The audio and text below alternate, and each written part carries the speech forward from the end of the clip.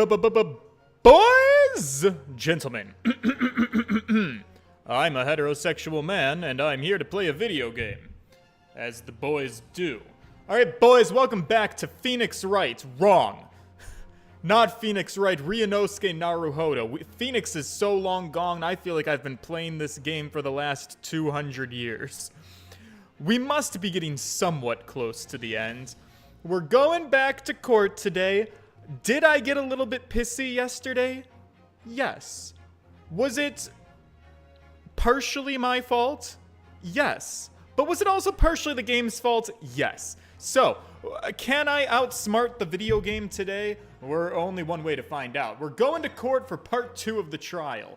I'm following the story, and we'll see if I can do a little bit better at putting evidence together today. It is recess, thank God. I needed a break. It's November 2nd, 12:33 p.m. at the Old Bailey. We're in the defendant's antechamber. We're gonna find out what in the world we're supposed to do now. All right, how does all of this come together? I don't quite know yet, but let's find out. All right, Changeling DJ Kuran says, Jacob Welsh, Jonathan Brown, Tim W, and the rest of you, thanks for being here.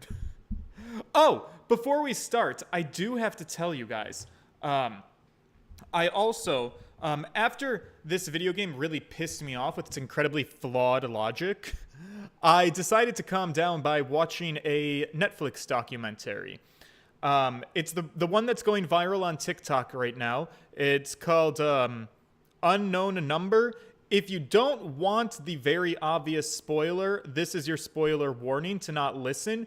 But at least on my TikTok, everybody's talking about this. I don't know how you can be not spoiled at this point. So I'm talking spoilers here for the Netflix documentary Unknown Number. It's a catfishing situation. If you don't want to know who the catfish is, cover your ears for the next 5 minutes and then come back to the stream, okay? In 5, 4, 3, 2, 1. Okay, so there's this girl, 13-year-old girl. She's got like her 13 or 14. She's got her like 13-year-old boyfriend. She starts getting these harassing text messages, right? That are like, you skanky ass anorexic bitch. Nobody wants your flat ass, and your boyfriend doesn't love you. In fact, his fingers are deep in my pussy, and I'm creaming on his dick. So you should just go kill yourself.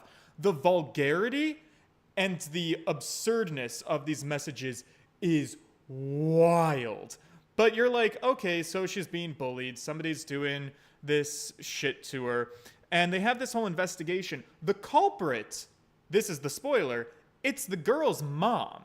And the way that everybody's like, I think, being taken aback is Netflix, they really pulled a trick on you, maybe a dirty trick, because they brought the mom in the documentary to talk as like one of the victims, which was a really weird decision from Netflix and very theatrical for a case that is a real case and something that actually happened. Because typically, when you have a perpetrator of a crime and there's a Netflix documentary on it, you start ruling out suspects based on who's doing like the post-production interviews in the Netflix documentary. And the mom is in this Netflix special, and she's talking about being a victim and how her daughter's being victimized, and she's trying to find the perpetrator. So they're really leading you to believe that, well, there's no way the mom could be behind this because she's sitting here in the living room as the person in this documentary. But nope, she was behind the account that was sending extremely vulgar messages using words like pussy and dick and sending them to 13-year-old kids, one of them being her own daughter, and telling her daughter regularly and routinely that she needs to kill herself. I can't even begin to imagine the level of psychopathy that's going on there. And then this mom, like, clearly she's mentally detached from reality, and the cognitive dissonance was insane because then the mom was like, listen, I understand that I'm not perfect, but like, I think she pulled a Victoria Justice, and she was like, I think we all do things that are illegal. Some of us just get caught, and some of us just don't get caught. And I'm like, girl, there's like different levels of the severity of crime. Okay, you can't say that we are the same. The illegal, like, yes, everybody does do a couple of illegal things. Most of them are like petty crimes that aren't even prosecuted. Okay, have I downloaded illegally a ROM of The Legend of Zelda Ocarina of Time so that I could have it modded into an Ace Attorney fan-style made video game? I plead the fifth because I don't want to announce that on the live stream. But it's that's not the same as telling 13-year-old children that they need to go kill themselves and talking about their genitals. Oh my god, those, like, these are so not the same thing, honey. Jesus. Oh, it's insanity. And then, it was really uncomfortable to watch too, because listen, I'm no psychologist, I'm no therapist, but I do believe the daughter is experiencing some form of trauma of her own cognitive dissonance or like not processing. I'm not qualified to diagnose it, but like now this family, this entire family unit, they're being put up and talked about all over TikTok, and it's going to be like this huge thing. And the girl, she's still very much a child. I think, well, she's still very much a teenager. Maybe she's like 17 now. I don't know what her age is actually right now, but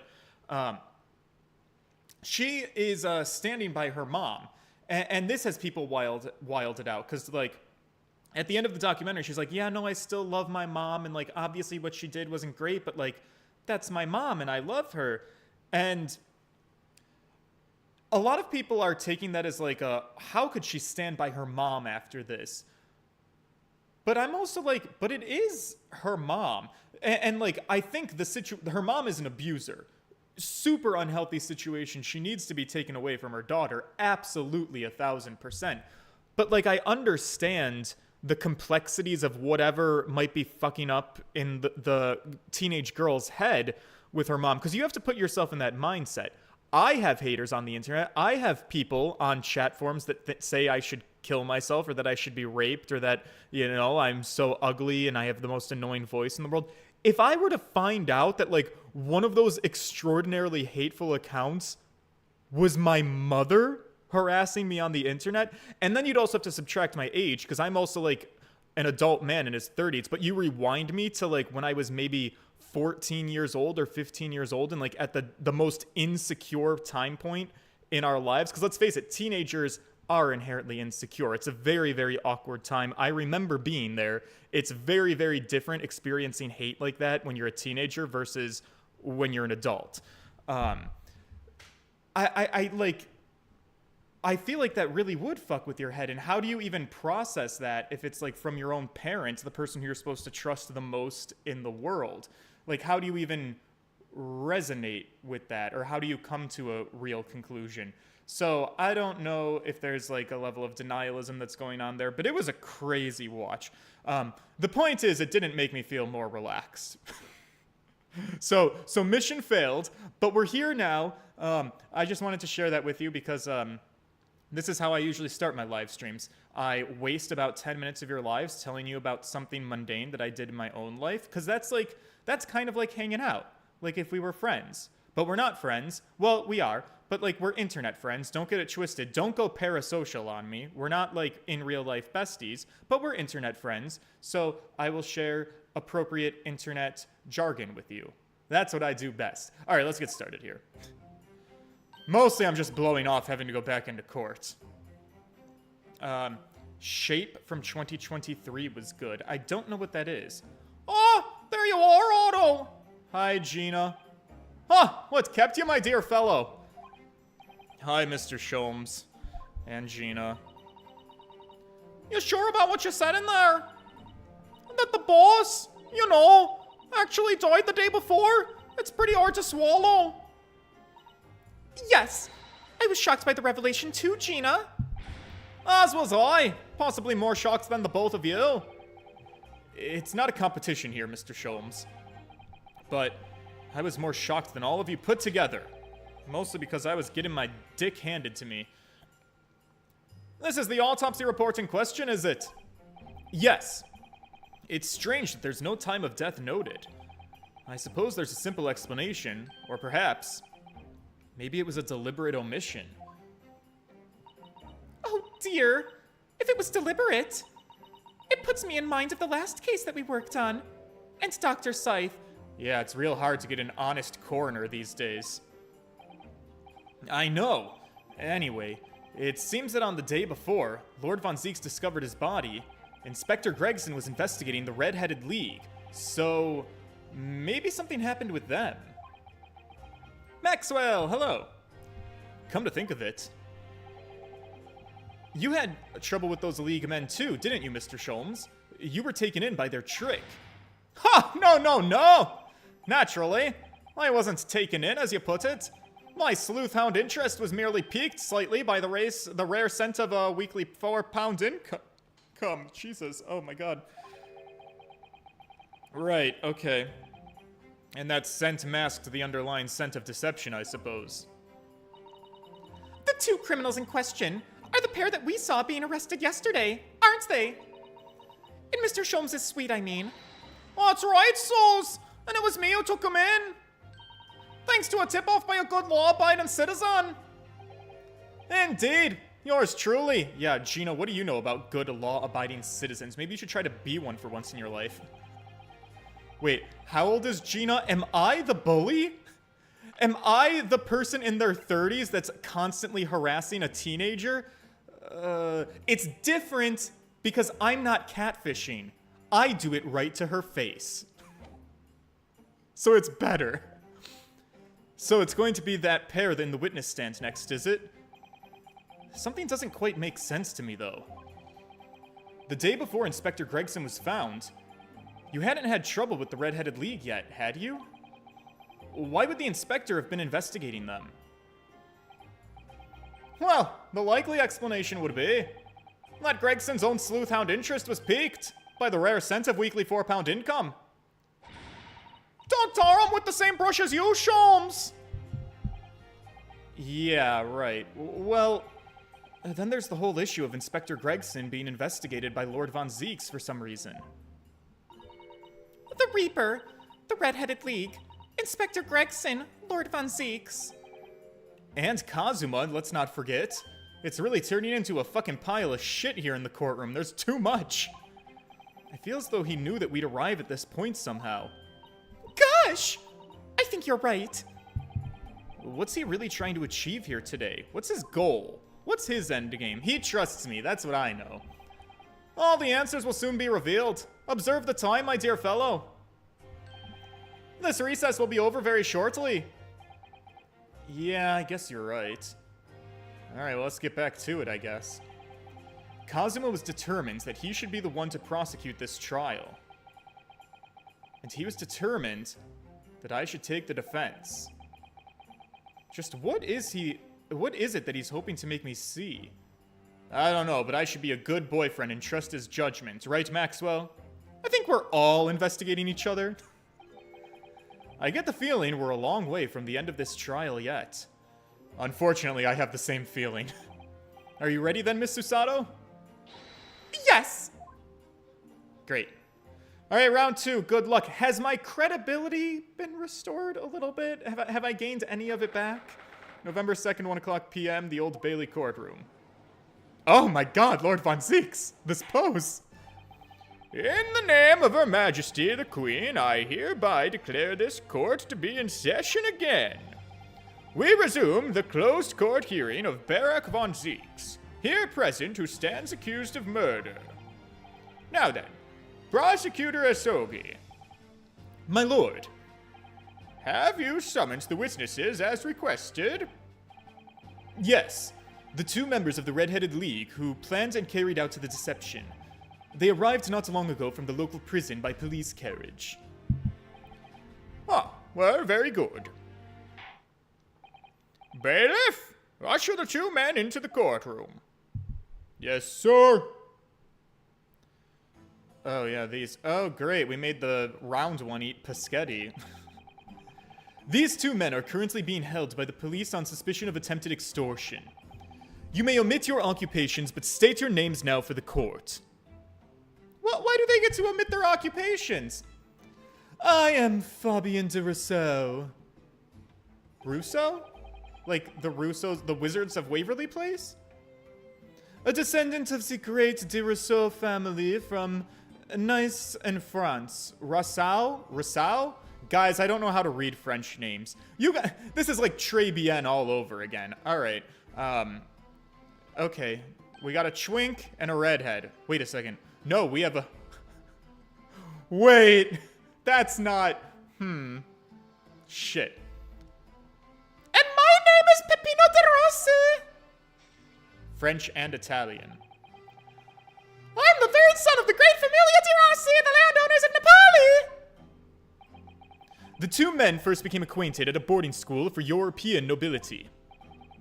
Those who graduate from Timskik are the future leaders of Europe. But do you have any idea how boring it is to be born with noble blood? Or, I don't know, do you die from a paper cut? Isn't, like, the nobility class known for, excessive inbreeding and all having hemophilia? I make it my mission to get the better of the world by employing the little gray cells of my brain. Your dendrites. That is all I am trying to do, huh? So, that's the only reason for this whole grand deception you've been carrying out. Oui, you could say that. Not bad, eh? He has the grand ideals, but the petty plans. This strange combination is a charm of the hilarious brothers. Great, I can't wait to talk to him some more. How old is this fucker? 25? Jesus, okay. Si, capo! I also don't know how to read Italian words. I'm a very sheltered white suburban American. Have some patience with me. Listen to me, Peppino. I have two things to say to you. Achè! Are you about to tell me of your grandy antidotes? Evviva! Evviva! Evviva! Fuck. Firstly, I want you to stop calling me the capo. And secondly, we are not the hilarious brothers. This is serious business. Gee, below, there it is! The capo's trump card! The furrowed brow. It is deep! Oh, capo! The furrow and the meaning of your words! The court has been led to believe that under the banner of the Red-Headed League, you have conspired to swindle money from unsuspecting members of the public. Is this true? Oui, c'est ça. And what exactly was the nature of this deception by which you planned to defraud? Alors, I will explain it all. No, capo! Leave it to me! I'd really rather listen to the French one. As you see, we both have the vivid red hair, no? At school, we were tested for this without pity. The capo here, he was many times behind the schoolhouse crying like the Trevi fountain. Oui, those dogs, one day the world will respect us redheads. That's how he talks. Every night he would bury his head in a pillow and he would, C'est bien, Pippo, enough. I will explain the rest. The first step was the newspaper advertisement. About 1 week before the plan was put into operation, we listened to the same notice in every paper in London. Yes, we saw that notice. It was this one, I believe, entitled To the Red-Headed League. Oui, c'est ça. I am honored that you have seen it. All right, I'm sure I'm not saying this correctly. Let me look up a pronunciation. Sa. Wait, how do I spell it? Okay, well, my keyboard is being weird. Hang on. Sa. Pronunciation. Sisa? Why can't I Where's my fucking pronunciation button? I want to listen to the word.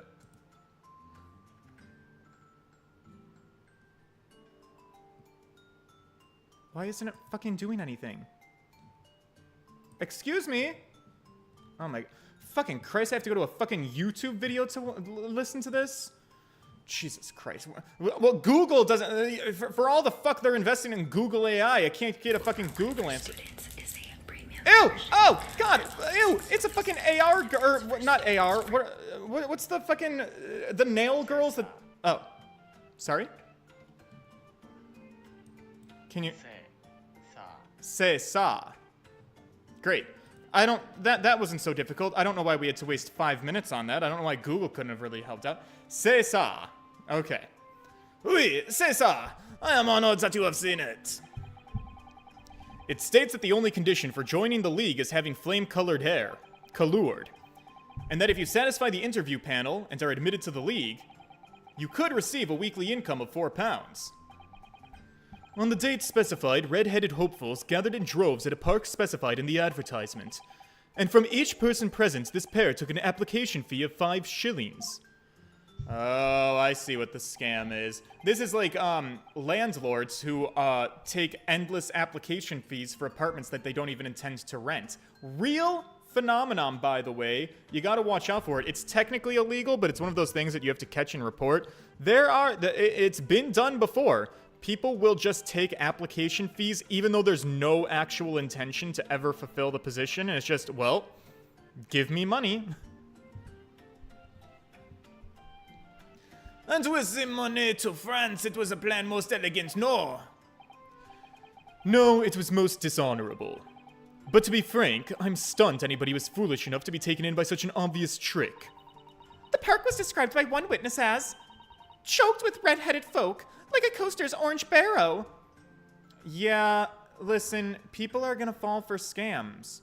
People who are stupid are gonna fall for scams. And honestly, sometimes you have to make a scam so ridiculous. It's called, well, I don't know what it's called, but I refer to it as picking your sheep, finding your sheep, make them come to you. There's a scammer on TikTok, a girl who's actually gaining a lot of followers right now. She is a germ theory denier, denialist, I don't know. She believes that germs do not actually cause disease, and it's weird that I'm saying she believes. She's a scam artist. She's running a grift in the world of the TikTok space, making viral videos by obnoxiously claiming that germs don't cause disease and that Big Pharma... It's a big scam by Big Pharma because there are a lot of people who are distrusting of Big Pharma. There's also a lot of people who have severely lacking education. And if you are somebody who is stupid enough to listen to this girl when she tells you that the immune system doesn't exist, that germs do not actually cause disease, and that these are lies that the governments from around the world are making you believe, fun fact, if you go to her page and you follow her, she does have a link where guess what she does, boys? Can you guess what she does? She sells a course. You can pay her money to gain access to Zoom sessions where she will further elaborate on how you can keep your body safe from disease through her special methods that she has deduced. I've actually thought about making a TikTok. I don't like getting involved in TikTok drama. And, like, it's super clear any which way you slice it that she is a scam artist. And because TikTok is an algorithmic platform, a lot of people, she gets a lot of engagement because she's also a rage bait account. Don't really want to engage with her on TikTok because that's rage baiting is also part of how the grift works. All engagement is good engagement. So this is a lesson on how to be a scam artist if you want to do it, because I do think she's doing it well for being a horrible human being. She picks a really controversial topic that's going to be twofold. It's going to attract idiots who will buy into her scam, but it's also going to attract a lot of people who want to rage at her and be like, "You stupid fucking cow of an idiot! How do you think that germs don't exist? Really? Really? Are you gonna let someone serve you food after they've wiped their asshole and they didn't wash their hands because, you know, germs aren't real, germs don't exist, they don't make you sick?" So she'll get that rage bait engagement, and that's what will push her further up into the algorithm because her content is full of hate comments, but then it also gets served to more people. So she's getting like millions and millions of views off of claiming to deny germ theory and try to discredit it and say she's pulling like the evolution grip. She's like, did you know that germ theory is actually just a theory? It's never been proven. Here we go again. But as far as like pulling a scam and a girl who's at the end of the day, she can make money off of it because some of these idiots who find her stuff, they'll buy her course and they'll listen to whatever bullshit she feeds them. And do you want to, how much do you guys want to bet that if you pay into her Zoom course, that she will peddle to you some of her own special natural products that you can buy directly from her and give her even more money? Just a guess, but I wouldn't be surprised. Anyways, I'm getting off track. Let me circle back into it. Guys, germs cause disease, okay? Practice hygiene, wash your hands, and avoid touching your face. Jesus fucking Christ. And the day on which all these men gathered to apply was the day before the victim was discovered. Crucially, these two men spoke face to face with every single person present that day. Oui, I have seen more red-headed people in one day than I will see in the rest of my life. Do you think maybe he's not a real redhead? I could see that being a wig. See! And now every time I see the capo's hair, I feel sick to my stomach. Anyway, why have we been summoned here today? I'm sorry? The date for our trial was not until tomorrow, I was told. Naturally, neither of these men have been told any details about this trial. They've only been shown this photograph. Oh. Did this photograph not elicit any questions out of them? Because it certainly elicited questions out of me. I have to turn the air up. I'm getting hot and sweaty. I'm not even wearing pants and I'm getting hot and sweaty. My God. Ugh.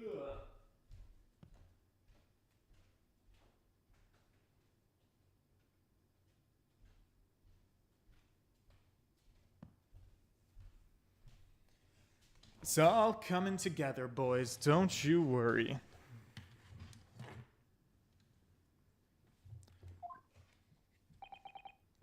Very good. So, Mr. De Rousseau and Mr. De Rossi, you will now give your formal testimony to the court on the subject of the gentleman pictured in this photograph. Of course. We are always ready to help with the law. Of course you are. All right, lie to me gently, boys. The man in the photograph. We had more than 1,000 red-headed people assemble in the park on Lime Street that day. But I don't recall the man in this photograph. Hey, Capo! No, I do not remember him. Obviously, he is dead now, but I assure you, he was not in the park. If there were over 1,000 men, how could you possibly know that? Oh, Laura! This victim has nothing to do with us. You have a lot to answer for, Peppino. It is your fault that we got caught in the first place.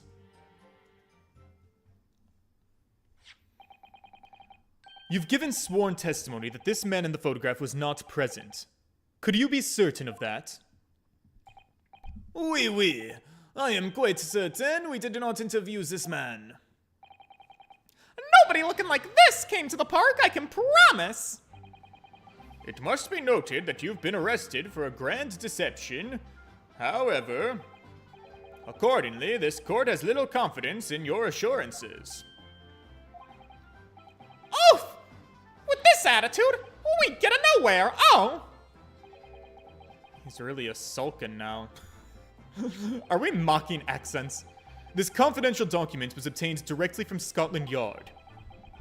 It records an entry from the inspector's private diary dated the day before the incident. It reads, Lime Street, Red-Headed League, undercover. Ah, I have the answer. Maybe there was another similar event in the park on the same day in question. Yeah. That is ridiculous. And no question about it. Inspector Gregson was investigating the Red-Headed League, that's for sure. Which means it's quite possible that that's when he was killed. Very well, the defense may proceed with the cross-examination now. Respectfully, I don't even know what the fuck I'm doing here. Okay, my lord, yeah, right on it. Shit. Well, let's see how it goes. Cross-examination, let's touch tips. The man in the photograph. Oh, my credibility is back. I mean, we'll see for how long. We'll see how fast it takes me to lose it. But look at those beautiful 5 strikes.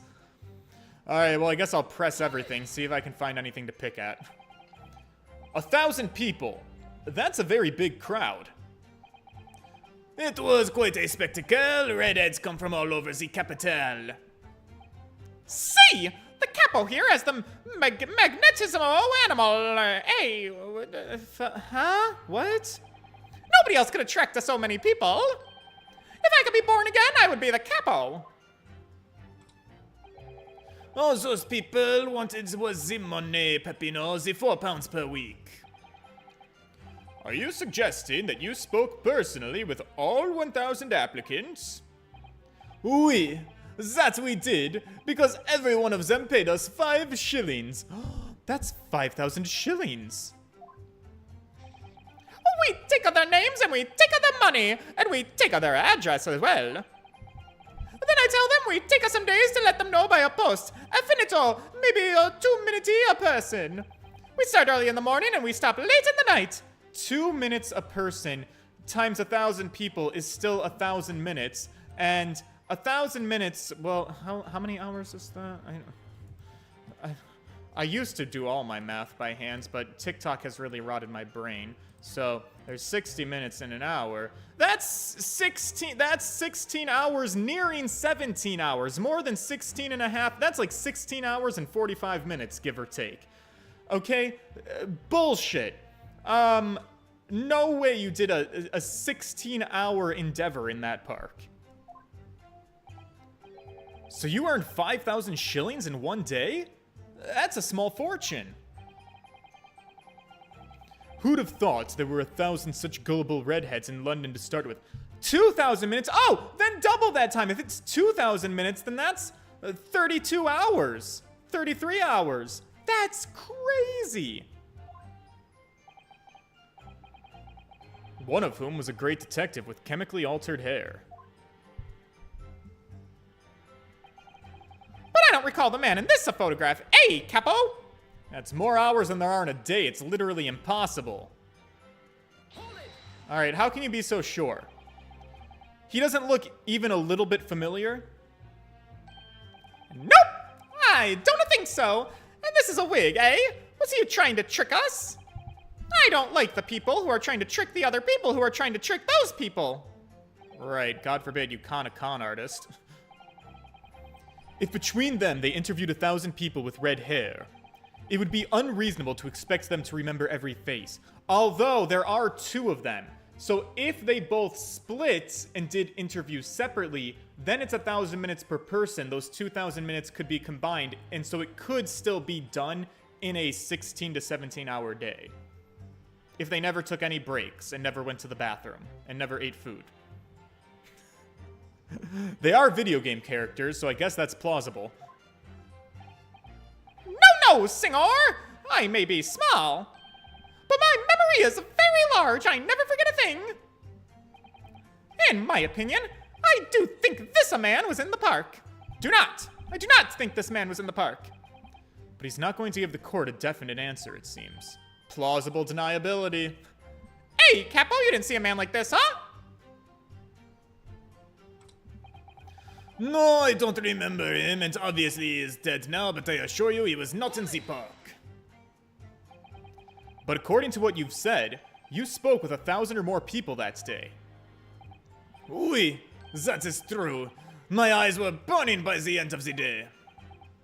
Well, surely then you can't actually remember every single face. So how could you be so certain that this particular man wasn't present? Normally, the red hair is very distinctive, eh?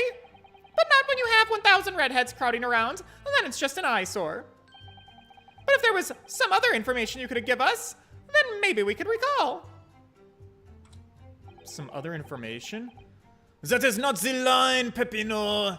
Remember, we do not remember him. We are sure of that fact, no. That sounds sketchy. If there was a man with a red earpiece, but his mustache did not match the color, then I do not think I could have forgotten him. Actually, that's a fair point, because that is quite a contrast.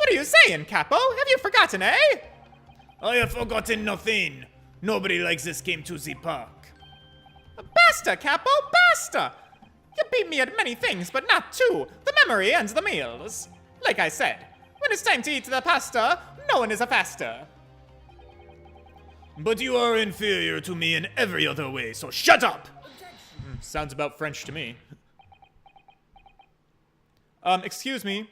Dave Abler, hello. Oh, boyfriend. Hi. Wow, we are really going at it. Pounding hard, are we? Ugh. Drop towards the damage is done! Indeed it is, sir. Oui, there was a man who came to the park and said he was an inspector from Scotland Yard. Bug Fables is still next, right? It's definitely coming up. However, depending on how long this game takes, assuming that this game might not finish, if we don't finish this till October, I might try to do something a little Halloween-y in the month of October. Something short and Halloween-y, ideal. And then maybe we can do Bug Fables. However, he looked nothing like the man in the photograph. He was someone else. He was Detective Sholmes. How can you be so sure? Because to start with, his face was completely different. See, it's true. The man who came was a younger. His face was a clean-shaven, his eyes were sadder, and his chin was a thinner. No resemblance whatsoever, then. Anyway, I was not going to be fooled. I took the obvious precaution and said to him, if you are really a detective, show us the proof. See. He doesn't take a no nonsense, eh? But he was well prepared. He said he had identification. Identification? You mean official police inspector's identification? That is most unconvincing. I'm sorry, my lord? Counsel, no incognito inspector would offer his identification for inspection. It's quite out of the question. Definitely. Why would he expose his true identity? Clearly, the papers were fake. Certo, Capo, you're a genius. As we say in Italia, it takes a thief to recognize another, eh? And what happened after he announced that he was a detective? He became very annoying. He said, you are under investigation. So I took his papers from him and chased him out of the park. It was fantastico! And look, here's the identification. So you stole it from the man? He had it coming. He made me very scared. But he was not who he said he was. Indeed, the person described does not appear to have behaved as the true inspector would. However, I believe it would be prudent for these identification papers to be entered into evidence. But I like them. The inspector's identification has been entered into the court record. Okay. Well, I better look at that because I always get fucked over by not looking closely enough at stuff. Metropolitan Police Warrant Card. Can I open it? Please and thank you. Well, I suppose we should see what this inspector's identification looks like inside. Okay, let's go at it. Yep, it definitely looks fake, doesn't it? Out of interest, what name is given? Probably just something plucked out of the air. It's Tobias Gregson. Oh. Wait, what? This Scotland Yard insignia. It looks genuine to me. But how? And the department and identification number details are all correct as well. Since when have you known all of those? I'm Susato-san. I know everything that we need to for the plot of the game. Do you mean to say... I know it seems incredible, but yes. I think this is a genuine identification book issued by Scotland Yard. But that's unbelievable. This is the real thing after all? Inspector Gregson's police identification. It's the official warrant card issued to him by Scotland Yard. Okay.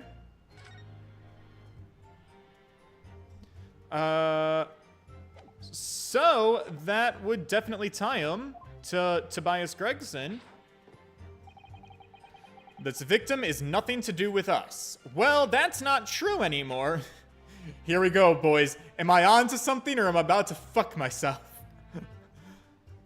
I feel, at this moment in time, I feel a very high level of confidence that you having Tobias Gregson's identification contradicts you saying that Tobias Gregson, our victim, has nothing to do with you. So I'm gonna throw it out there. Objection. Thank God. I wonder if I could ask you to examine this identification book very closely. Miss Lestrade? Oh, we're talking to Gina? Why Miss Lestrade? What is your intention here, Counsel? Is this really a fake or is it genuine? That's my question. Which we can't really answer for ourselves. Objection. Oh. Kazuma, hi. Don't be ridiculous. No Scotland Yard detective would allow his or her identification to be stolen. Well, let Gina look at it. Hold it! That right there, that is the boss's. No question about it. It can't be. As I suspected. The undercover detective who attended the Red-Headed League's enrollment on the day in question was the real Inspector Gregson, carrying out an incognito investigation. Zulu! Oh no! Oh, he's on a box. Order! But if the boss had his identification stolen, he would have reported it straight away. I mean, he was always on me about it. If you lose someone and you reported it once, he would say, Not if he was already dead, Gina. We keep pushing back his death further and further into the past. How long has this man been dead? I don't know. I hope they had a way of cooling down the body at this point. Could it be then that the inspector was physically unable to report it? physically, wait, what are you saying? Unable to. You're not suggesting. Oh, I am. It's quite possible that he was killed before he had the chance to report his identification stolen. No. Yes.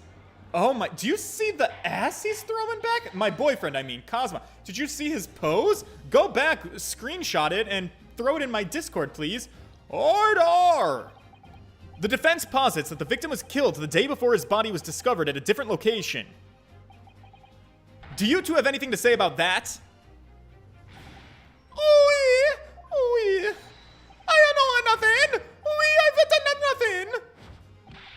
Pull yourself together, Pepino! Mon Dieu! You can behave a little more like a master criminal than that, no? Oui, I wish I had returned to Italia. Oui.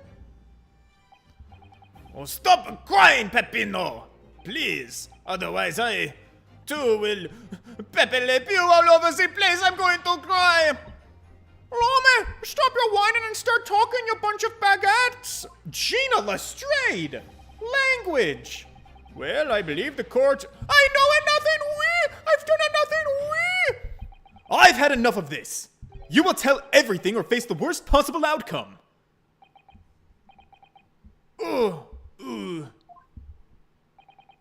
You will dry your eyes and testify once more to this court. About these identification papers and the precise circumstances under which you came by them. Oui. For Christ's sake, my God, it's a clown show in here. Alright, witness testimony. The detective and the identification. The truth is, we took him prisoner and kept him for the night at our secret hideout. Even though I didn't think it was a real detective, I was too scared to let him go that day. We took the man's identification from him and shut him in a room next to ours. There might have been a little tussle, but we did him no harm, and the next morning we let him go. He spent the night in a nice room. It was nothing like a prison. Really? Oui. I don't know if I buy that for a second. This is outrageous. You imprisoned the man. But no, see, no, wait. It wasn't like a prison. It was a very comfortable, and a calm, and a happy. Hey, couple! It was never part of my plan, I swear that. Oh, so, you think it was my fault? Just because I got the date of the ferry wrong? By one little a day? A whole day? I do not think it was your fault, Peppino. I know it was your fault. No, por favor, capo, it is not fair. You shall have plenty of time for squabbling back at the prison, gentlemen. Oof! I don't believe this. How could you have been a real detective? Counsel for the defense, you may proceed with the cross-examination. So on the day before the incident, Gregson spent the night confined in this pair's hideout. Good to know. Now what do I do with that information, pray tell? I guess I start pressing everything.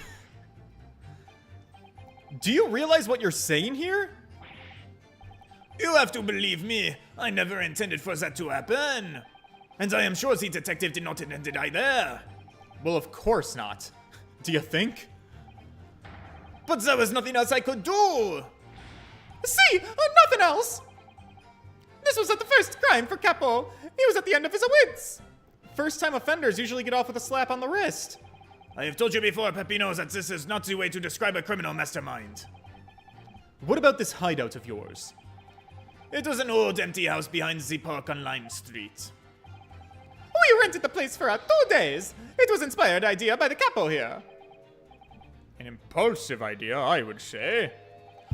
No, not impulsive, inspired. Hey, Capo. What am I supposed to say to that small Peppino? And it was in the house described that you confined Inspector Gregson, was it? Oui. But you have to remember, I was under the impression that he was a pretender, not a real inspector. Ah, because you can kidnap ordinary civilians.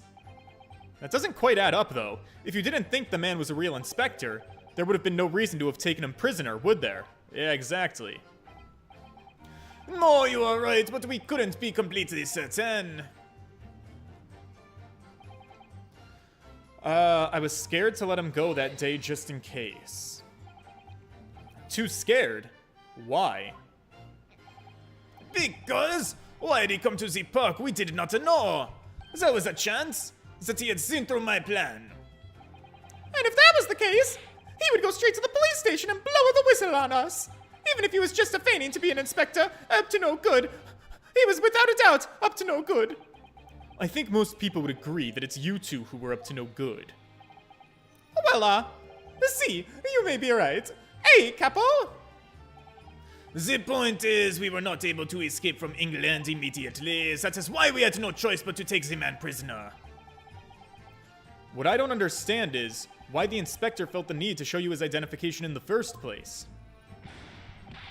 See, I ask myself the same question. We were writing down the names and addresses of all the people who we took 5 shillings from that day. I have forgotten what name he said, but the address, it had startled me. See, address Scotland Yard, Homicide Division, he said. What? He probably didn't like your face, Peppino. Anyway, I was not rude, I just politely asked him why he had said it. And that is when he started to say he was an inspector. Not long afterwards, he took out his identification. What exactly was Inspector Gregson playing at here? Giving the Scotland Yard address and showing his identification while simultaneously allegedly being an incognito inspector undercover? The fuck? Tell the court what happened next. You took him back to your hideout, you say? See, we did.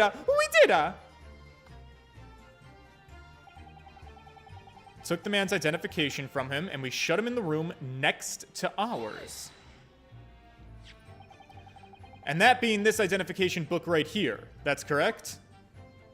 See, that is the one. What made you believe that it was a forgery? Well, I never seen a real one, of course. But he was so suspicious, this man. Allora, I was thinking it must be falso. Hey, Capo? Oui. It is just as Peppino has said, we were convinced it must not be genuine. And so together, the hilarious brothers and I took the man captive. All we did was shove him inside of a locked room. Then we made preparations to transport all of the money. In for a penny, in for a pound. There might have been a little tussle, but we did him no harm, and then we let him go, allegedly. What do you mean by a little tussle, exactly? I mean, in a previous case, a little tussle meant Romeo and Juliet cosplay sex dungeon mastery. Buff! It was nothing like Romeo and Juliet cosplay. Just a minor incident. The Falso Inspector, he was a real piece of the work, eh, Capo? Well, what had happened? Oh, it was a disaster. We gave him a nice room, and what does he do, huh? In the middle of the night, he tries to escape through the ventilor. The vents? Well, could you blame him? We chased him, bien sûr, and we caught him again. Can you blame us? I can, in fact. Wait, you didn't. You didn't shoot the man in your haste, did you? So, what do you think we are? Of course not! I simply caught hold of him again with my hands and took him back to the room. Oh, excuse me, he disagrees. Mr. De Rossi, is something wrong? Aye, me! Something Mr. De Rousseau just said seems to make you, well, I don't know, you've been really charismatic this whole entire time. Even more strange than usual. What's going on with you? Cavolo, at times like that, you don't want to have the capo after you, believe me. And I speak from a personal experienza. Personal experience? That is enough, Peppino. There is no need for you to say more. Well, the truth is, the night before we put the Red-Headed League plan into action, I was scared. It was not fair to the capo, but I tried to run away. It's a shame you didn't manage. But the capo here, he came after me like the turbine, oh?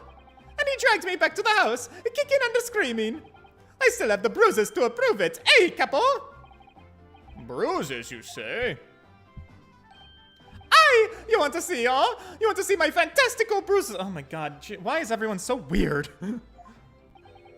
That's enough now, Peppino. No one wants to look at any part of you. It's kind of funny. What did I do? What do I show you or do I not show you? Do I show you or do I not show you? You do. Now. Allora, if everyone wants to see, then I'll do it. Me on my OnlyFans. Echo, you see? It is still a very visible, nay? What am I looking at? No? That red ring around your neck? That's what you got when you were... Can I look at it again?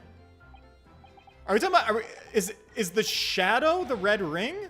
Actually, no. Okay.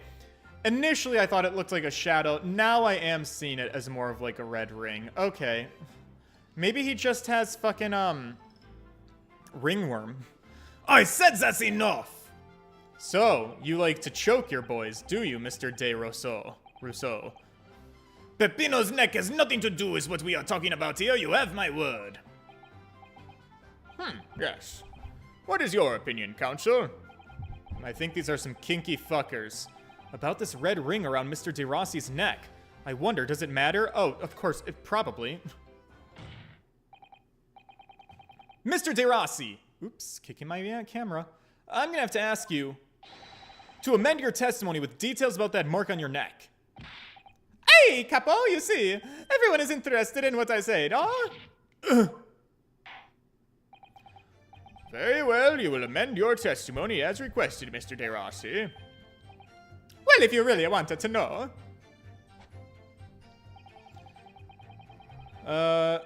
He tried to escape, but the capo put the collar on him and dragged him back. Like, what? A collar? Jesus Christ. There's a whole entire collar. Okay, well, this might be where we get a contradiction. Let me look at a couple of things, starting with the autopsy report. Victim was shot in the chest. Scorch marks at point of entry.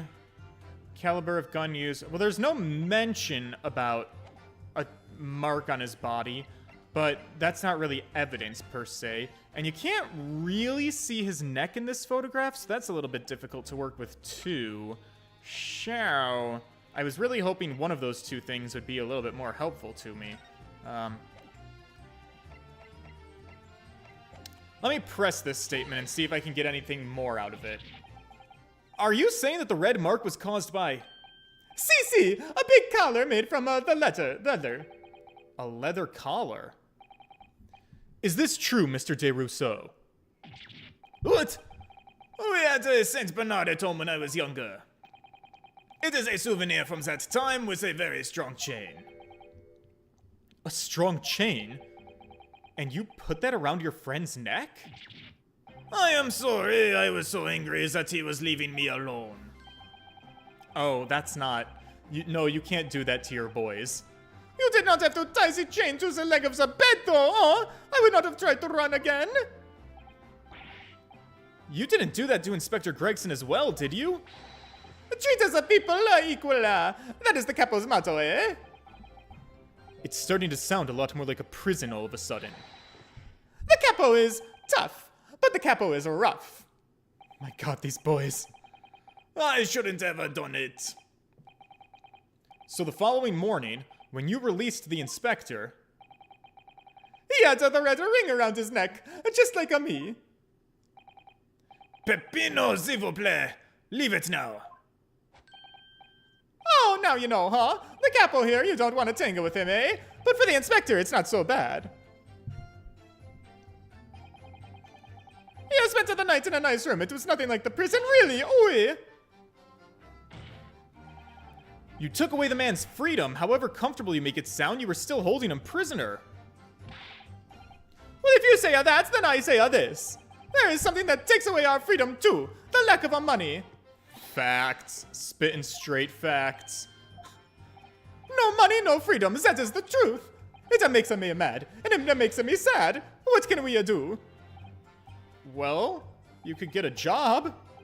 If you feel so disenfranchised, take money to court, though it'll cost you, of course. Oh, well, there you have it. You see, that is why we need the Red-Headed League, to fight the injustice. Maybe he has a point. No, Mr. Naruhodo. That was a pretty funny straight no out of Susato-san. All we did was give the man a comfortable place to sleep for the night. Ooh. Sorry, spit on my microphone. How gross. Could have spit in your face. And you say it was a prison. Ah! Perhaps he has a point again. No again, Mr. Naruhodo. You should have heard him snoring. My duh, if anyone was disturbed, it was us. Not much to go on, really. Their testimony does make me wonder, you know.